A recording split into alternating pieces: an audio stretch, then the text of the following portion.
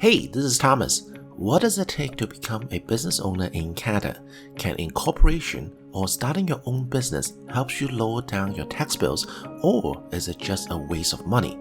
In this video, I will cover the benefits of having a Canadian corporation, what is CCPC, who is it for, and who should probably wait a while before incorporate. So let's jump into it.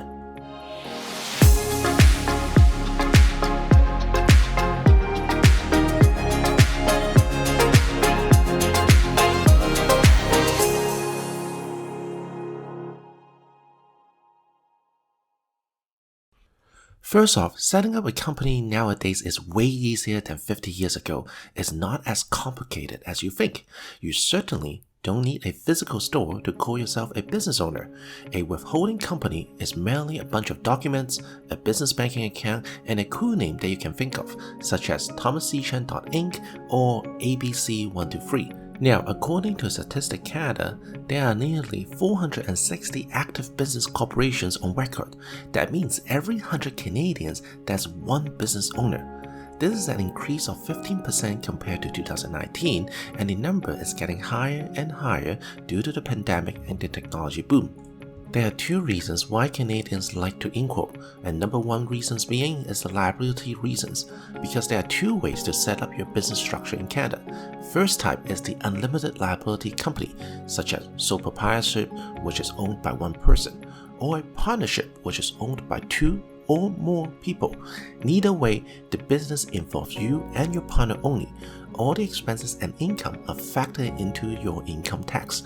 You're responsible for all the debts and obligations of the business, which also means that in the event things didn't go well, any claim could go into your personal assets. Let's say John is a consultant and runs in a sole proprietorship. One day, if he gets sued because a project I built failed, not only he may lose his company and possibly everything in his asset including his house. Partnership is similar. If Tom and Jerry decide to open a restaurant together, if something happens to one side, it affects to all partners and possibly to their personal asset. It's quite scary when there's no limit on the liability. Sole proprietorship or partnership have simple business structure. It has a low startup cost. It costs less than $200 to register to the government. The income and expense are attached to personal income. So if your business is losing money, you can reduce your total personal income. On the other hand, if you make $500,000 profit, it will be taxed at 100% at your personal income, which is around 50% tax brackets. Therefore, 90% of Canadians will choose the second type, which is limited company. Example would be like ABC.Ltd or 123 Corp or Inc. The ending name doesn't make a big difference, and they are all under the same category. Now, compared to sole proprietorship or partnership, the cost to set up limited company is higher because it involves bookkeeping, payroll, GST account, CPP and EIN, etc. And CLA will monitor much tighter as well. However, the pros of having a limited company, now the liability goes to the company only, and with careful planning, it will not affect your personal assets. So that means if your company goes bankrupt, then you do not need to forfeit any of your personal assets like your house, car, or even a boat. Small business fail all the time, so it's always better if you can protect yourself. Second reason being more tax advantage, which is why 90% of people doing it, is because you don't have to give as much money to the taxman. Okay, so how does this work? Let's take a step back of understanding how income and taxes work. For employees who work at a 9-to-5 job, the flow of the income goes like this. You first get paid, but before you can really deposit this money, you have to get taxed first. Then you spend what's left on gas, food, and daily expenses. Now, on the other hand, if you're a business owner, the money that you earn is called revenue. Then you can spend it first as long as business related, which is called expense. Then the leftover gets taxed. Therefore, through a corporation, you can use the money well before the government get their hands on it. So you see why all the high income earner like lawyer, dentist, car mechanic always have a corporation. And not only that, here's the beauty. Small business, or I should say CCPC, the Canadian Controlled Private Corporation, under the Small Business Deduction Act, for any amount less than $500,000 business active income, the corporate tax is between 11 to 15% depending on which province your business is at. So if we're using the previous example where you make $500,000 in your personal name, pretty much you have to share 50% to the CRA. But if these $500,000 profit are made in the CCPC, which 90% small business owners are already in, CRA will only tax you at 11%. This is a huge gain already. And not only that, as a company owner, you have more control in paying the shareholder, which is usually yourself and your family again. For example, usually in the form of income and dividend. Since dividend has another tax advantage, the shareholder, aka you, the business owner, saves quite a bit from the two taxes. This is a huge topic that I'm happy to share more. Make sure you leave a comment so I know you want to know more. The other advantage of CCPC is, after years of growing the business, one day if you decide to retire, you can dissolve or sell your practice to others. As of 2022, that's a lifetime of around $913,000 tax-exempt quota.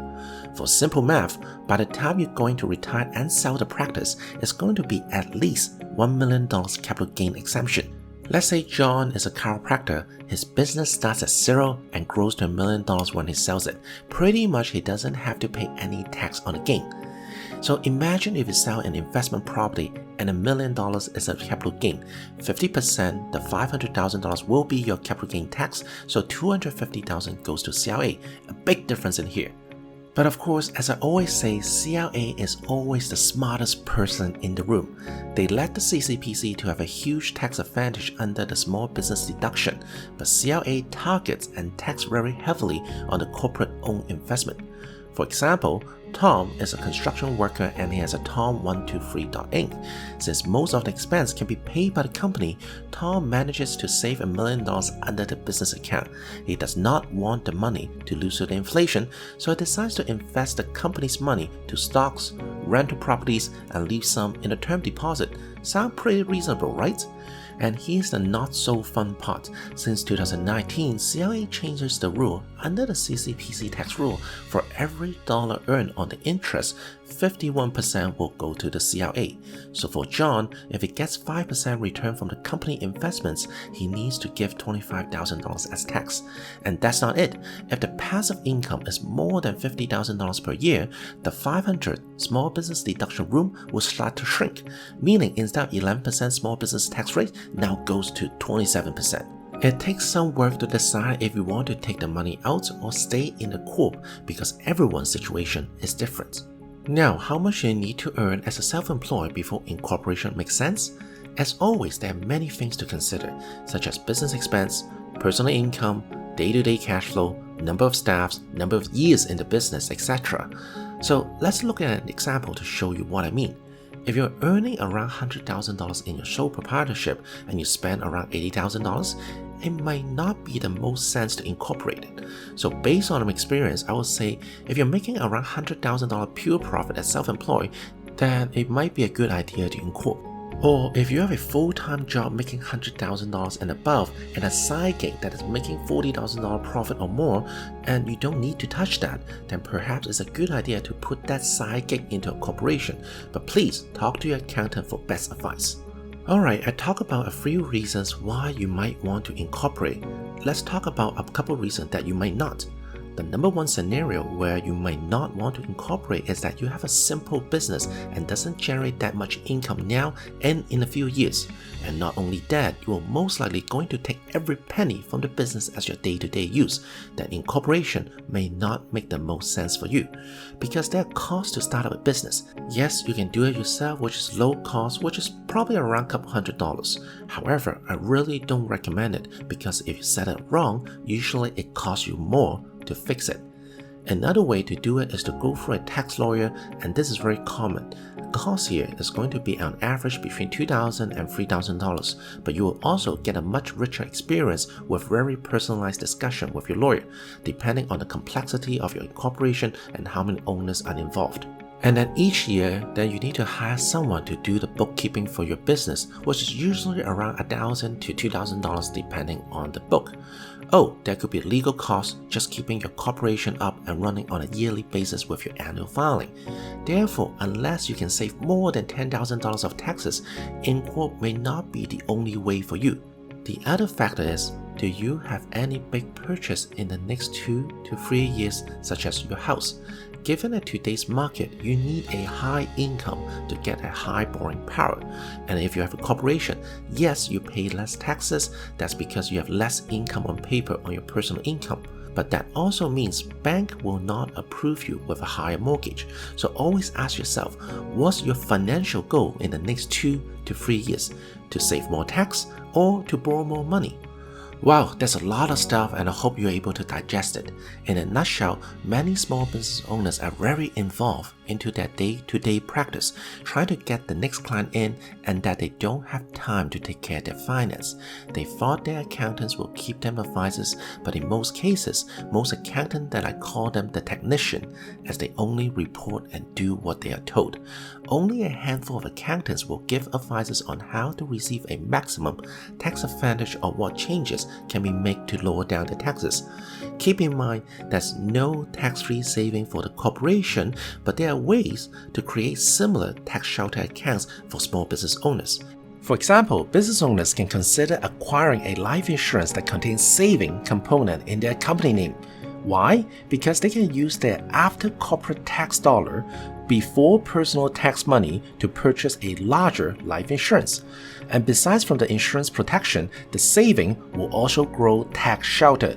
That means now not only you can save the 51% passive income tax and it won't affect the small business deduction room. So if you're interested in knowing more, make sure you leave a comment or have a chat with me. My contact is in the description box below. Hey, this is Thomas. Thanks so much for watching and I will see you in the next video.